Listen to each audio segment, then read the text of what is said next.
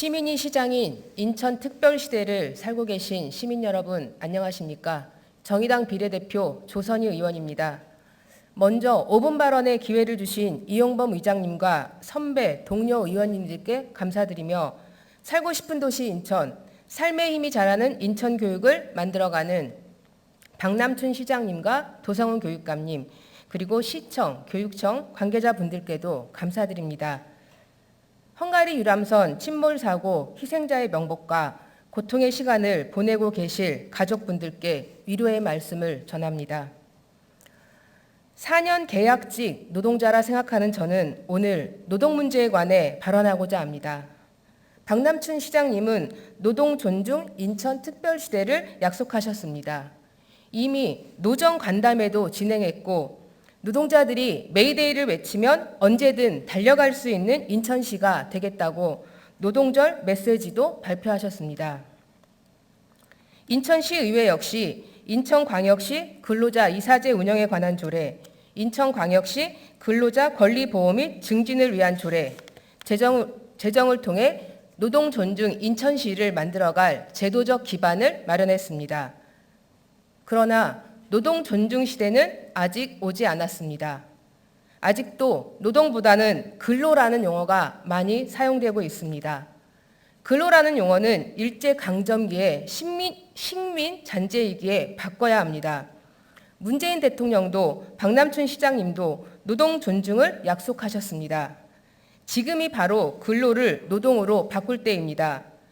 노동이라는 용어를 온전히 사용할 때 그 가치가 제대로 인정받을 수 있을 것입니다. 따라서 본 의원은 근로를 노동으로 일괄 변경하는 조례안을 준비하고자 합니다. 조례 일괄 개정이 노동이 존중받는 인천을 만드는 디딤돌이 되리라 생각합니다. 집행부와 선배 동료 의원 여러분께서 함께해 주실 것을 부탁드립니다. 여전히 인천의 노동 현장은 안전하지 않습니다. 인천교통공사 3명의 노동자가 목숨을 잃었습니다. 1월과 4월 40대 노동자가 각각 암과 폐혈증으로 숨졌고 4월 27일에는 50대 승무 노동자가 휴게실에서 숨진 채 발견됐습니다. 이런 안타까운 사망사고는 인력 부족으로 인한 과로가 원인이기도 합니다. 산재 사망사고는 노동자의 건강과 안전의 문제만이 아닌 시민의 안전과도 직결된 만큼 인천시에서 충분한 인력이 충원될 수 있도록 나서주길 바랍니다. 또 하나의 문제는 의회에서도 몇 차례 논의된 바 있는 한국GM 문제입니다. 지난 5월 24일 한국GM은 인천 부품 물류센터를 폐쇄했습니다. 1년 전 군산공장 폐쇄 당시 언제든 사업을 접고 한국을 떠날지 모른다는 불안감을 싣고자 정부는 국민혈세 8,100억 원을 투입했고 인천시 역시 한국GM 협력업체에 긴급자금 700억 원을 지원하는 등 인천 경제와 일자리를 지키기 위해 고군분투하였습니다. 그러나 한국GM 사측은 정부의 지원 이후 법인 분할, 정비사업 외주와 노조 무시로 일관하고 있습니다.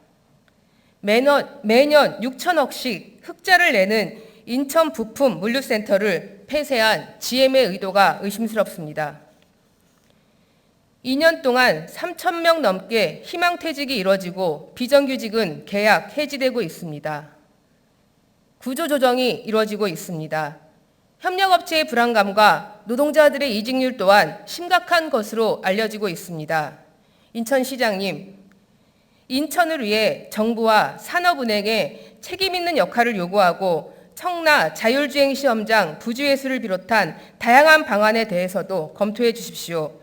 GM만이 아니라 우리 인천 시민도 살아야 하지 않겠습니까? 노동 문제는 아니지만 마지막으로 한 가지 더 말씀드리겠습니다. 시청 정문 앞에 14일째 단식 농성이 진행되고 있습니다. 주민 여론조사 투표까지 진행한 동구 수소연료 전지 발전소 때문입니다. 이미 인허가가 끝났기에 어쩔 수 없다는 인천시의 입장 잘 알고 있습니다. 시장님은 늘 시민이 시장이라고 말씀하셨습니다. 시민을 대표하는 박남춘 시장님, 단식 농성이 오래가지 않을 수 있도록 해결책을